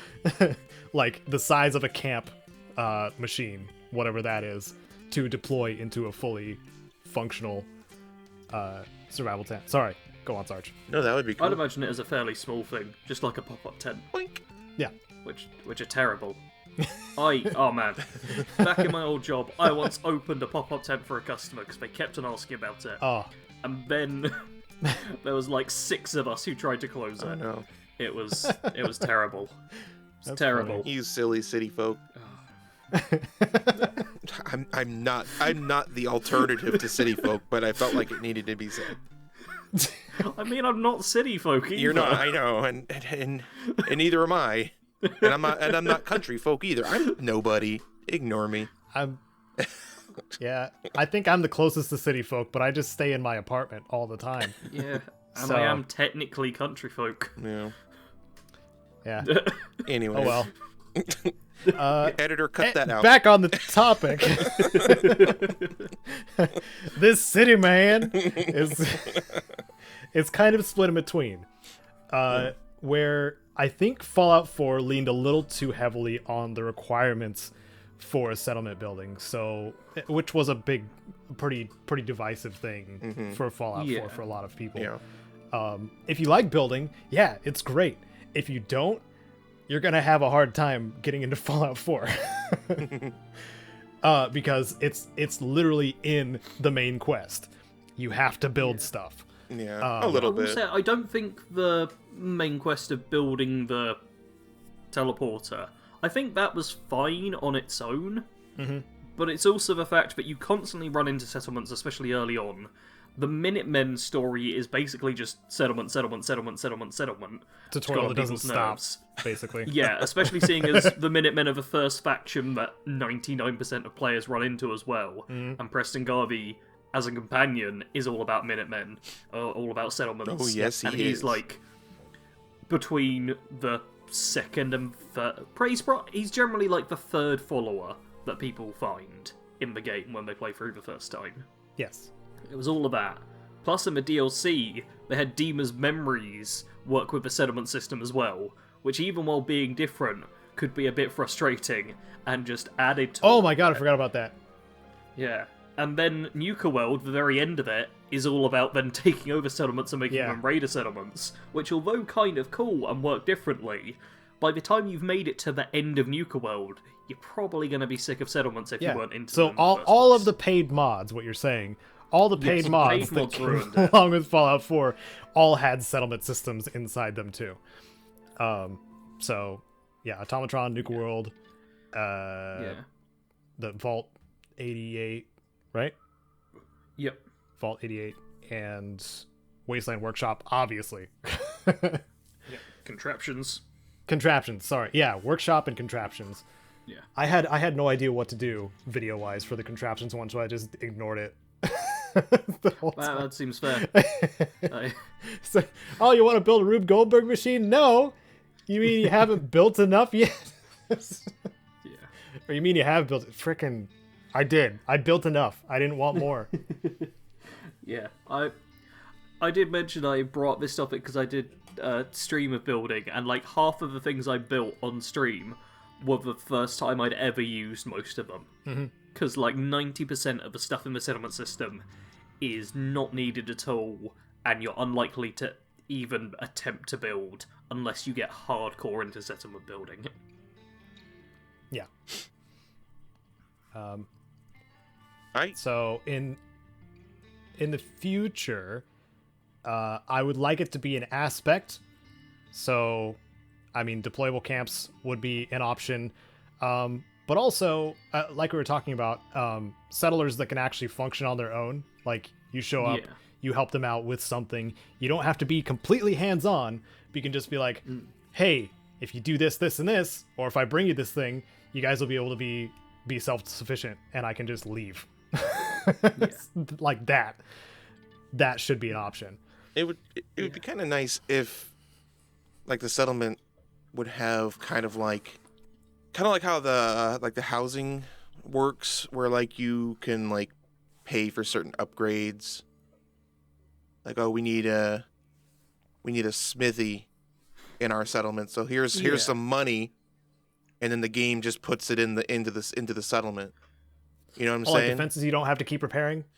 Well, I mean, like you said, less hands-on, because let's be like, can you imagine being in the wasteland and you've got to go everywhere and do literally everything? Like, it doesn't work that way. Everyone would pitch in order to survive. Everyone has to work together. You know, what's the saying? Like, work together, die alone, or something like that. Whatever. Wow, man! It's like from the movie. Is that a saying? It's like from the show Lost. Did you guys not ever watch Lost? That was like the work catchphrase. Together, die alone. Yeah, it's like live together or we're gonna die alone. You know, like it's. Oh, live together. Work together, die alone. I much prefer. That is like so depressing. It is beautiful. It's kind of makes sense with Fallout. That's That's the most apocalyptic thing you could say. Good job. Yeah, I did it, guys. I did it. No, I would like. I like the idea of like having like predetermined locations for settlements in a single player game that are maybe like not super developed because they're incompetent and NPCs. That's just the way it is. Mm-hmm. Yeah. And then you, the savior of the wasteland, as you are in every game, comes along with a crap ton of bottle caps. Be like, hey, I'm your new leader. Build a store, and you give them 500 caps or 1,000, whatever. It doesn't matter because it doesn't exist. But, and then they're like, oh, thanks. Come back in a couple days, and then you come back in a couple days, and boom, there's a new building in your settlement, maybe. You know, or a pile of rubble is cleared up, and there's a a store that wasn't there before, Yeah. and now So you what can you're saying shop is there. a mixture of previous systems and the current. Yeah, it's almost like the concept of like when you make a new thing, you take all the good, and then you add more good on it, and you leave the bad behind. Yep. I mean, Bethesda's been kind of known for at least attempting that. I think jokes aside, I would agree actually. Oh, they do. They do. You know, like because I think you started with with Hearthfire. Yeah. Oh yeah. That was the pre-settlement system thing Exactly. that they had, where you're just like, I'll pay you money, upgrade my house, but this can start on its own plot of land instead of like just having a pre-placed house in town or something like that. So you feel like, I don't know, a person who's actually building a house, kind of. Right. So, and you can choose the additions too. Like that part I liked a lot about Hearthfire. Only thing I didn't like was that the bits and decorative stuff kept respawning inside my house on the shelves. So I like put something up there, and the new stuff would just spawn in and knock it all off. Right. And I would be like, well, screw Oh, that's just an issue of coding that could probably be easily fixed. Yeah. I would like to also see maybe like, because like you said, Nuka World included the ability to be like a raider. I would like to see more options from the start, where you can. I'm a wasteland guy and I have to survive. From the start, I should be able to choose whether or not I'm going to be a goody two-shoe or I'm going to be a raider scum. Yeah, that'd be good. I think that would. And also choosing the function of that settlement too. Like they could be. You could have different reasons for returning. Yeah. Like this place's main export is like they have an adhesive farm. They're all high all the time, but they have an adhesive farm. Baby. Like that would be a great thing. Or if it's a raider camp, you come back and they're like, "Hey boss, we got all these bottle caps from raiding caravans," and you're like, "Good job, minion." I'm gonna pitch you something here. Okay. All right. That's giving me an idea. Ooh, okay. Each of the settlements in game ends up with like a leader, or you get like a choice of someone to lead it, or something like that, where you'll get a person in charge, and then you can like dedicate settlements to a faction and to a cause and stuff, and be like, okay guys, we're all working for the Brotherhood of Steel now, we're going to send them a bunch of supplies, that'll give them good relations with us, it'll be great. But you have to then like either convince the leader of a settlement to do it, or replace them and murder them and just do other stuff. And depending on the leader, they'll be more inclined one way or the other. A lot of people in the Wasteland won't want to team up with raiders and be like, hey guys, we're going to murder people each week. Cool with that? Some people will love that, some people will hate it. So what was that? Oh, the Fallout 4 settlement that had a weird backstory type thing that you had to uncover. Oh, do you mean the one with the Institute people, or the ones that were like that had the synth? They did the goat test at the gate. Covenant. Good. Covenant. Good. Oh, I thought that was Good Neighbor. No, what Good Neighbor? Give me. No. Shh. Editor, cut that out. I didn't say that, editor. You got it. I know Fallout. God. It's not very neighborly of them. Shush. Continue. Right? Ignore me. I dumb. Yeah. I small brain. Yeah, well, Covenant in that case would be like, it would be almost impossible to convince them to side with the Institute, so you'd probably have to kill the mayor, Right. and put maybe Honest Dan or, I don't know, someone in charge. And they wouldn't side with the Railroad either, but the Brotherhood or the Minutemen, they'd be more likely to go and side with them, I suppose. Yeah. I like it. That would be cool. Kind of a reputation system. Yeah. Oh my God. I will also say this is actually in an upcoming video of mine. Awesome. I've already laid out the But groundwork, like so- reputations do need to have a place. I mean, they are in 76 again, so it might make a return in the single player games too. Yeah. But that's still like you can just throw out the karma system. Like it's not really kind of. Oh no! I've already worked out how to fix the karma video. Oh, cool. The karma system. Awesome. That's in Great. an upcoming video. Ooh, okay. Make sure to subscribe. Or just to me, gonna everyone. tease it the whole time and just say subscribe to Sarge. Yeah. Yeah. It's a quadrant karma system, I'll have you know. Oh. And it's really cool. Oh, Yeah. Is this more visual than numbers? I mean, Eh. It's more cleverly done and doesn't penalise you so much for minor activities or for activities you do when no one sees. And it has some bonuses for bad stuff. Oh, cool. I mean, I could literally just read you out a couple of lines if you want a proper preview, but... Sure. So we're still in the subject of settlements, because there's going to be... Oh, yeah, we're totally in karma / reputation something or other on top. Yeah. Idealized. Well, anyway. Oh dear, OpenOffice I think might have crashed. Oh no, it's fine. Switch to Google Docs, Sarge. No! How do you find words? You can back them up and open them in OpenOffice in case you need to. No. It's fine. It's all perfectly okay. Why can't... Control F is fine. Why does it not... Oh, there it does pop up. It doesn't show up on the monitor. It's fine. Ignore me. Is it fine? Yeah, it's totally fine. Yeah, karma and reputation. Where to get to? Let's start with karma. Yeah, instead of having every action be one of 3 possible outcomes, neutral, good, or bad, we could split those categories up a bit more. Keep neutral because not everything you do has to weigh on the value of your soul, but give different categories to the good and bad actions. I'd split each good or bad action into a 4-piece grid. On one axis, you have major and minor, relating to how severe the thing you did was, and on the other axis, you have hidden and detected, indicating whether or not people saw you commit the act. Okay. That's what I've gone for.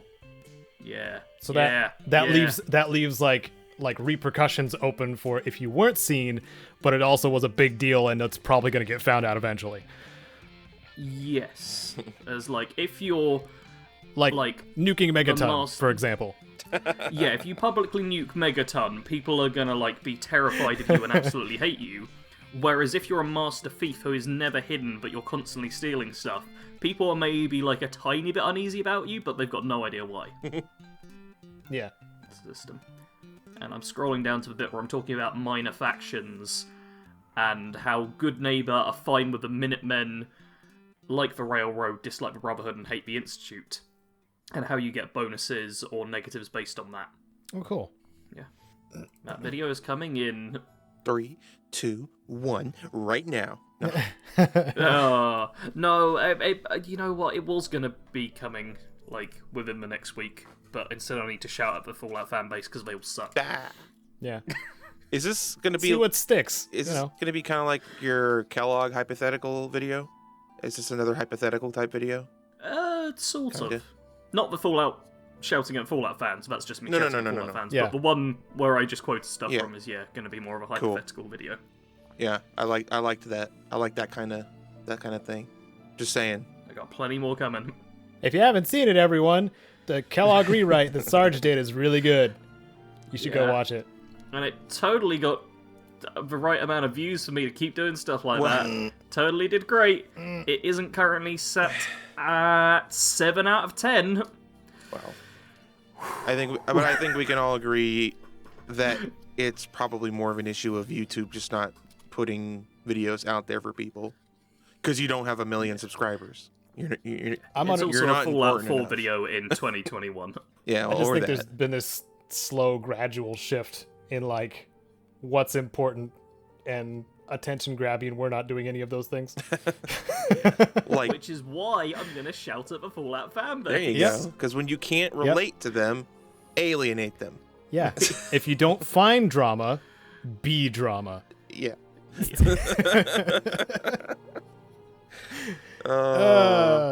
is How to YouTube. This is it. With Sarge, Jared, and Caedo. Yeah. Well, I apologize. I've completely derailed the Fallout topic. No, not really. Not really. Maybe it could be an option. I mean, we've already talked about the option of allowing a settlement to kind of exist on its own by either just giving them some money or bringing them a thing that'll keep them alive or whichever. Or even if it's a preset camp that you're not actively helping build, you could after you help them so long just have a plot that you could build on. Eddie, Crazy Eyed Eddie, who we stream with on Sundays, he had in his Valheim game, I'm gonna somehow add Valheim to the conversation. Oh. He had his own plot.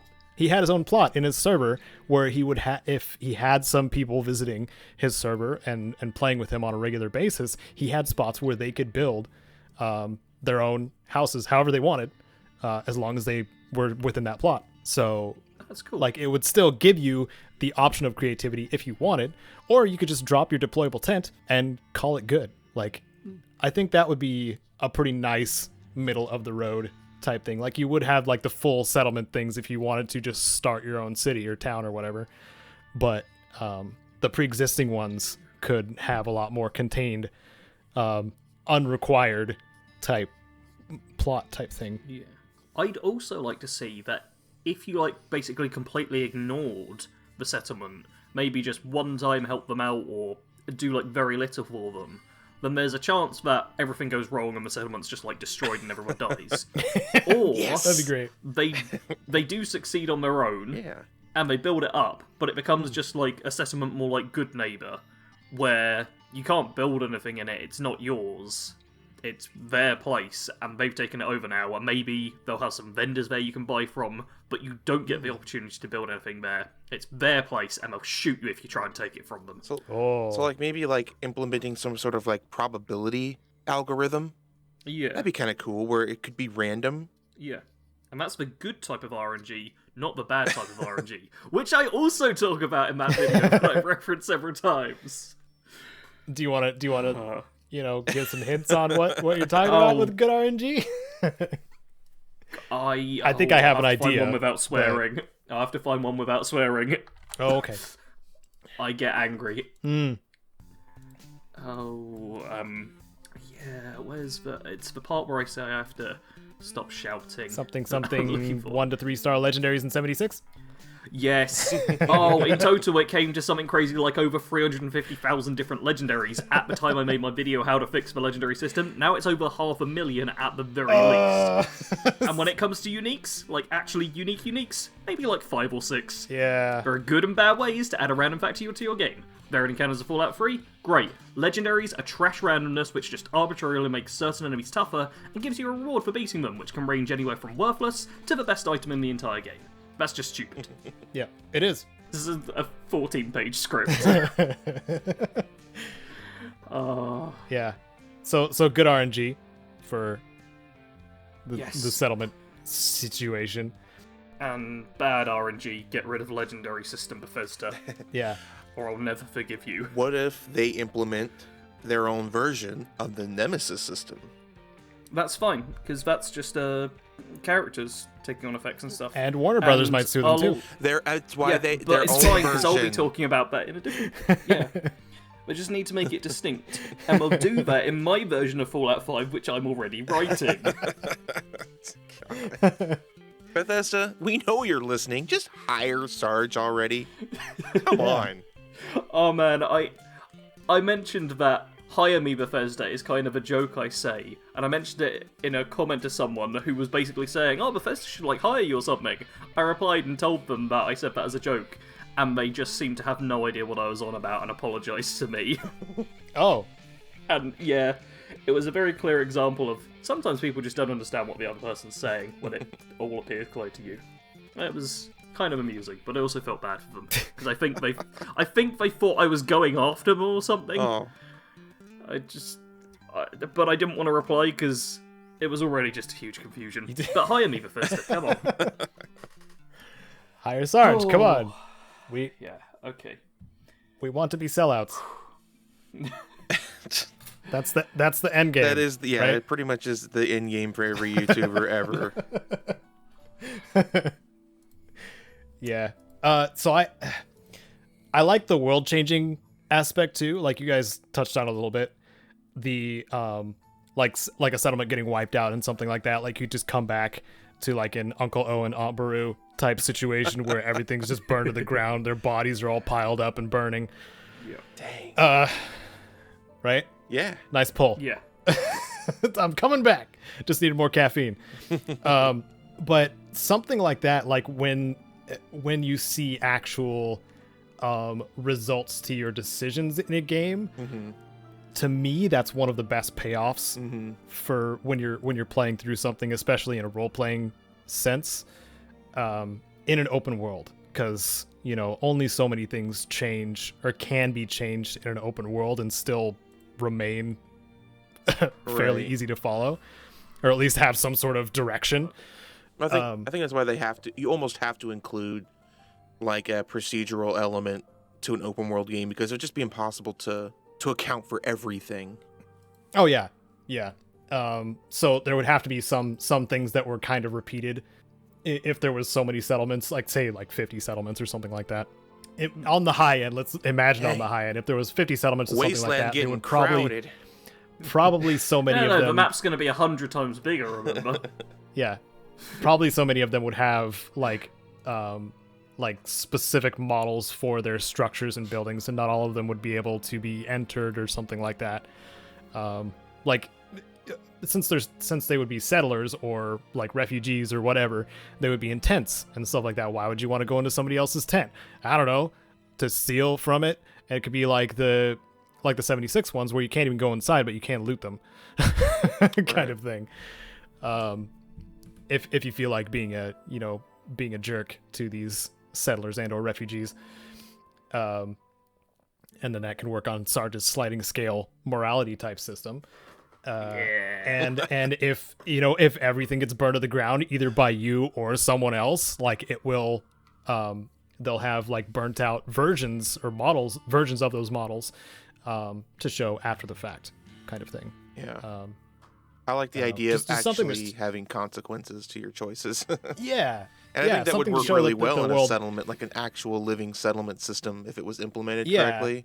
That the world functions on its own. Like that's like one of the big things to me that could really add actual, life to, to a wasteland. The post-apocalypse of Fallout is that they're functioning without the player character. Well, you have to think of it in terms of like these groups existed before your character was on the scene. So why is it in these games like suddenly I'm taking the role? And in Fallout 4, they literally can't function without you. Yeah, it's like, well, how'd they live before I got there? Like they should be all gone because they're dumb. Yeah. Well, Covenant is a good example of you can tell. You mean Good Neighbor? They have an actual. No, I mean Bad Neighbor. But Bad Gamer? Don't talk about me like that. They can actually, they actually have a backstory, and you get to actually uncover what was going on before you showed up, as opposed to, this is another farm that's being attacked by raiders. Oh no. Yeah, and I think that would be really cool if, like, every settlement has its own unique, maybe whether or not it's a hidden backstory or a very in your face backstory, but each settlement has its own unique feel to it and its own unique, like, what you need to do in order to kind of progress with that settlement. Yeah. And then, like, your choices will determine, how that goes, the outcome, and it will determine whether or not that settlement becomes a nice, like we were talking about earlier, like a nice peaceful farming village or a bloodthirsty raiding caravan type of settlement or whatever. Yeah. I think it all ties together. It could be a beautiful utopia of Bethesda gaming brilliance. So modders, get to work. Fix Bethesda's games. It's not modders' job. I need to clarify. It's not. It's a joke. It's not. It's a joke.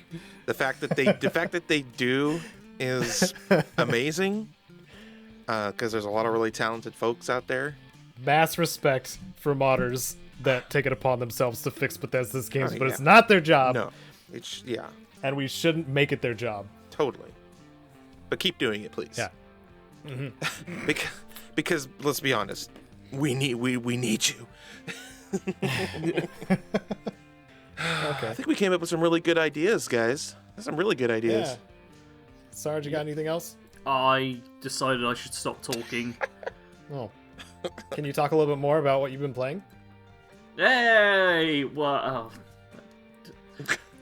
I see Fallout 3/4 in there. Yeah, but Caedo, we need to address something first. Why was that segue actually good? Like, come on. Who are you? Oh, I need to draw attention to the fact the segue was smooth, because it's now out of place with all the other segues you did. Borderlands! That's... okay. Now that it's all janky and awkward, we can move on. Okay, the day we're recording, which is Saturday, the day before this goes up, I hope you're still with me, is a Borderlands highlights from the Borderlands streams we're doing right now, if you're listening on the same day, on a Sunday. Yep. Because Sarge, me, and Jared, and Crazy Eyed Eddie are playing Borderlands 2 currently. Yep. On stream, on Sarge's channel. Yep. So... And there's going to be no internet or OBS issues this time. Nope, none It's whatsoever. going to be fine. And certainly ones that aren't going to end up in the highlights. Can't wait. So, Yeah. while we're talking about what we're playing, Sarge, what are you playing? Oh, well as attempting to play Borderlands 2 with you guys, I have been playing some Fallout 3 and Fallout 4 on stream recently, and actually some 76 I've realised as well. But yeah, I've had to get a few things sorted here and there. The Fallout 3 stream was like the best performing stream I've had in a while, and it was just completely impromptu because I couldn't talk, and I needed to record the script, which I've previewed a couple of times now. Oh.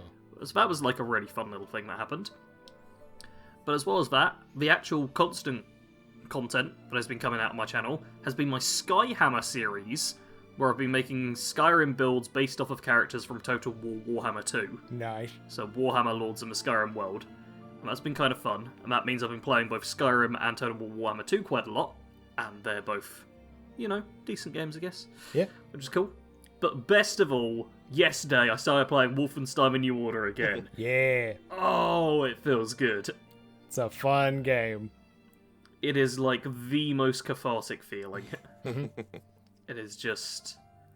You sink into it and you're like, yep, this is what everyone should be doing all the time. This is nice. I can't tell if you're being sincere or sarcastic, though. But I think that's I'm more being of sincere. I think that's more of an issue with me and less with you, though. No, 100% sincere. Okay. Yeah. It is just... It's a smooth game. Like Yeah. It's smooth, you know? and the content of what you're doing, which I'm not going to say specifically on stream, Right. because I'm slightly worried YouTube won't like some of the Yeah. words. Yeah. But the enemies you get to face in that game and take down in all the fun ways, Oh, yeah.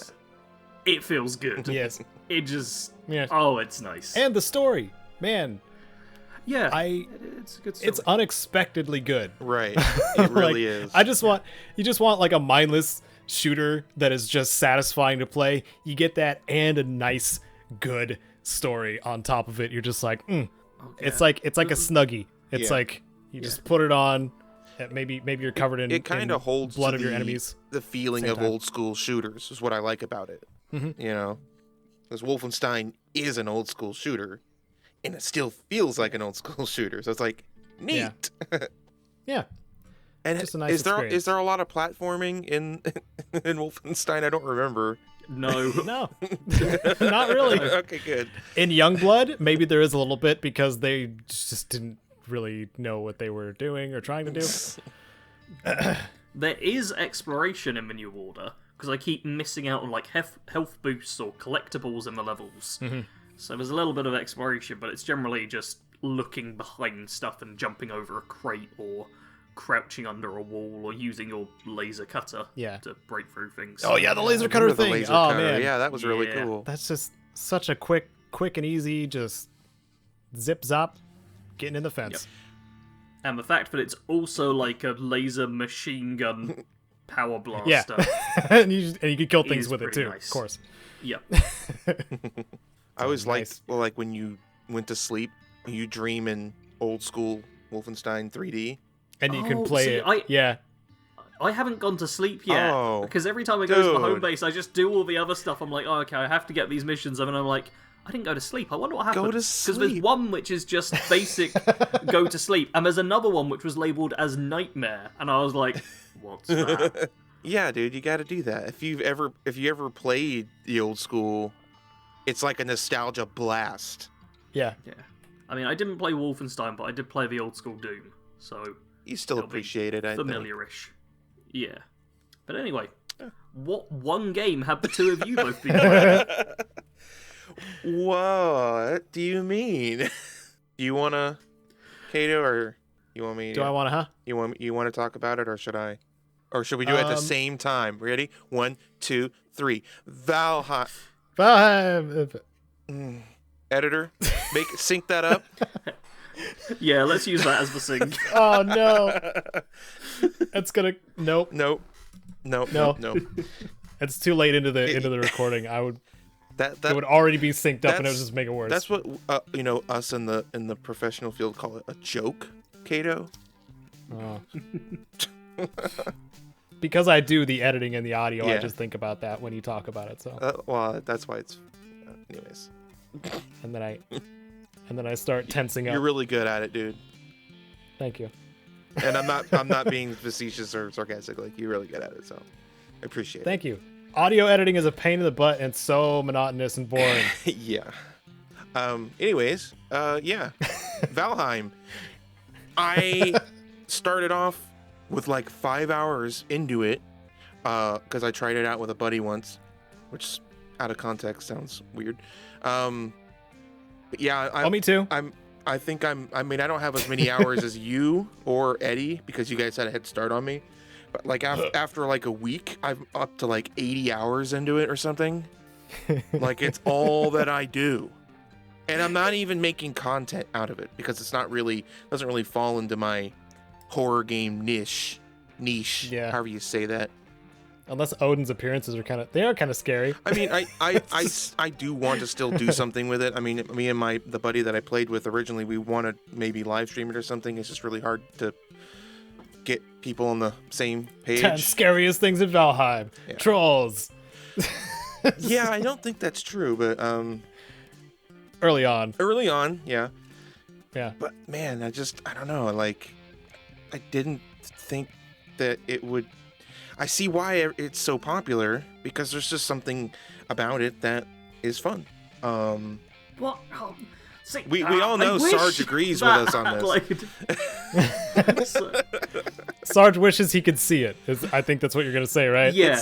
I wish I knew why people liked it so much. I think because for some reason I couldn't stand it. I think you want to like it, but you just don't. Yeah, well, I didn't think it was going to be my kind of thing, but Caedo actually gifted me the game, so I was like, oh, okay, I guess I'll try it out. And when I was playing it, it made me miserable. Mm-hmm. Like, I could tell. I felt so guilty after getting it for you, and then you streaming it and watching some of that. Oh, no. It was weird how much I didn't like it. Well, you've never really been interested in that type of game, as far as I know, like survival crafting and though. stuff. He has, though. I've enjoyed survival games. Okay. Yeah, well, 76 straight up is partly a survival game. Yeah. But I really Fair enjoyed enough. like Conan, and I wanted to get into Ark and stuff. Okay. But yeah, for some reason, Valheim, it has a bad effect on me.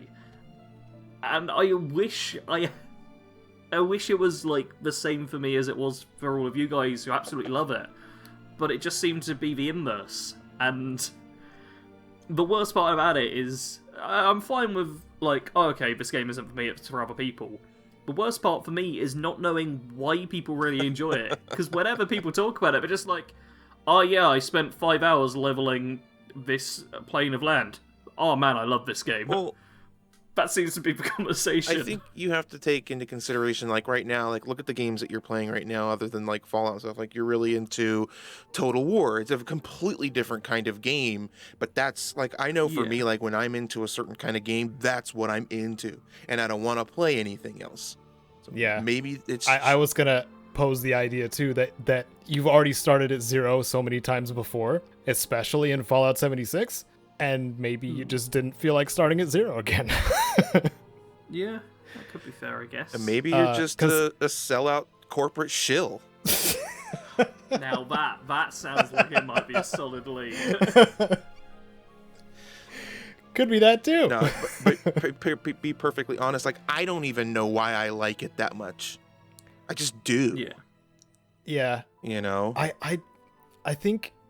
I mean, with survival games and my limited experience of them, I think my bar for like what I would be interested in was so incredibly low after playing survival games that either don't know what the frick they're doing Mm-hmm. or come out kind of buggy and busted. Right. And this game knows what it's doing. Mm-hmm. It already had the core of what it wanted to do already in the game, and it functions.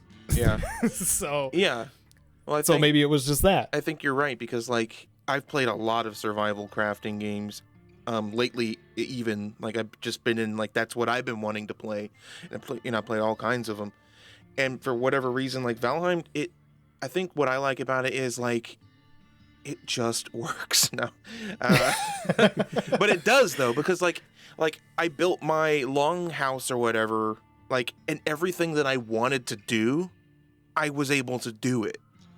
Mm-hmm. It didn't restrict me. It didn't, I didn't feel like everything was snapping wrong or whatever. Like, I was able to build it exactly kind of the way I envisioned it. And there's something extremely rewarding about seeing an end product of what you imagined and actually seeing the finished product the way you imagined it, because the game allows you that kind of creative freedom. Yeah. So Also, sailing system, pretty cool. Pretty once darn you cool. get used to it, Once you figure it out, once you realize you have a paddle that you can use to go against the wind. The boats control like boats. Imagine that. And looking forward to like the future content when it comes to that. We have a little while to wait. Yeah. But we're going to get the first big update is going to be like based around the Hearth and Home like building part, because Right. that's a huge part of the game. So we're just gonna have more options after that point, and man, it's gonna be gnarly. Yeah. It's been a long time since I've been into a game as much as I am into this. And again, Sarge, I'm sorry, I can't explain why. you just are or you're not, and it's nothing against anyone that isn't. Like it, I'm sure there's plenty of people that don't like it. And that's fine. I mean, at this point, for a lot of people, it's just becoming overrated. They're just like, oh god, stop talking about it. Yeah. All I hear is Valheim. Go be a Viking, man. Stop talking to me. I even have some. I'm working on putting together some Valheim like TikTok type videos. Oh, Because I've been doing that a lot lately, actually. I've been delving into like TikToks and YouTube Shorts. I've seen the vertical videos showing up in my subscription feed. I don't personally care for it that much, but it's a really useful tool for especially a small channel like me. Like I'm trying to do everything I can literally think of to get my content out there, because I'm so small that most of my subscribers don't even get notifications. I even ran a poll, and like 30 or 40% of them aren't getting notifications. I'm weirdly in the middle about shorts, because like seeing the difference of views that everybody basically gets when they're using shorts is like night and day. If you're in a bit of a lull with your channel. Because like what is it, your most recent one was like 800 views, and your average for just a let's play content is 100ish. Yeah, like it's super so weird. 8 times that for less than a minute. And TikTok's clip. the same way. Like I have one video that's like 23,000 views. Yeah, and I'm absurd. like, why? It doesn't make sense. Like, it's not even that interesting. And it's just a clip from a video, like a full playthrough video that I did. It's just a small, like 30-second clip of it, and it's not that interesting. And for some reason, TikTok was like, "Here, everyone, check this out, 23,000 views." I'm like, "Oh, okay." But it just worries me that kind of thing is a double-edged sword, where it's just like it's giving you all of this traffic and really messing up your metrics with not enough people actually staying with the hook. So like I don't. At this point, I don't think that is going to be as much of an issue for me, because I think for a bigger channel that's more of an issue. But like right now, I'm struggling to grasp anything that's going to help grow, and it's starting to finally.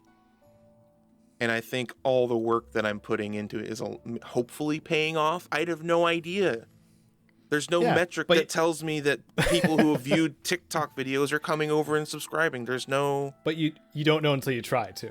Exactly. That's important. So... Anyways... Follow Jared on TikTok, everybody. Yeah. I'll put it in the chat. And I'll put it in the. Okay. I'm really bad. Video description. I'm really bad about like promoting myself, especially on other people's stuff, like whether it's the PIPCAST or the stream we do on Sundays. Like I don't know why, but I exist. Subscribe. Jared exists, everybody. Jared Hey. Gaming at Jared Gaming and stuff like that. It's pretty much any rendition of those 3 words, and you'll find me at this point. There's this one game he played where he was like, "Man, this game's weird," and then he had a weird counter. Yeah, it was pretty great. I enjoyed watching that one. Yeah. Wow, we've really gone off the edge of the map here with what we were talking about. Valheim's great, guys. I mean, Jared and I pretty much said all we need to say. I've been putting stupid amounts of hours into Valheim, and that's all I've been playing. I also just have a weakness for these kinds of games, especially if they function the way they're intended to. Mm-hmm. So, I've been out sailing a lot of the time, be like, oh, gonna catch some serpents, gonna make some serpent stew, and that is not a short venture. I haven't run into any on my own yet. That's, and also just chores around the bases have just become a thing that I do. Oh, no. I'm growing like a whole bunch of barley in my barley farm, and then going to the windmills and milling it up and make some barley flour, and then I'm making delicious food so I can go out and do it again. It's a bit of a cycle that I just kind of enjoy. It's weird. Also, am going to be recycling the Iconics Guide content for a top 10. So there's also that. Or a countdown. Uh-oh, we lost Jared. Can you hear me? Yes, I can hear you. Yeah, my internet just like hiccuped for a second and lost everything. Ugh. Okay, cool. Well, at least Audacity didn't, right? No, it's still going. Okay. That's all we got to worry about. Okay, so we should close this out before Jared's internet craps out completely. Yay, internet! Yeah, so if you're interested in seeing bite-sized bits of Jared's shenanigans, we have the TikTok link down below now, as well as our social medias. If you want to see what we're doing and like on time, YouTube is not reliable when it comes to notifications, so you can follow us with our Discords. We have announcement channels where our videos go up, and also our Twitters, which I rarely post on, but you guys are seem a bit more active than me. So yes, all links down below. If you want to be a comment of the cast, you can do so by just participating in the comments section about whatever we were talking about. There might be a rare occasion where we pick something unrelated too, just because it's funny. Tell us your best dad joke. How about that? And we will see you in 2 weeks. 10 a.m. Pacific. I didn't even say the thing at the beginning of the thing. 10 a.m. Pacific every other Sunday. PIPCAST 3000. I'm leaving. Goodbye. Bye.